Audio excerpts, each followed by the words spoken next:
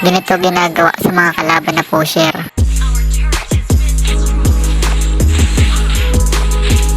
Siyempre dahil na perfect natin, may kasamang TP yan. At di pa tapos, patikimin natin malapit na damage dito mga par. Kaso dumating bigla dito yung panic, kaya dami ako sa pagkamatay. At dahil nangailam siya sa laban namin kanina dito mga par, kaya siya ang inasinta ko dito mga par.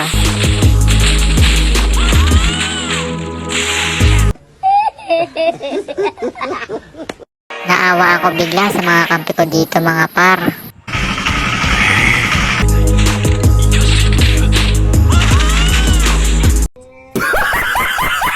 Aba yung Fanny, plano ata mag-segway kaso nakita niya ako papunta sa kanya kaya agad siya nagtago kaso hindi siya makakaligtas sa akin dito mga par. Huh?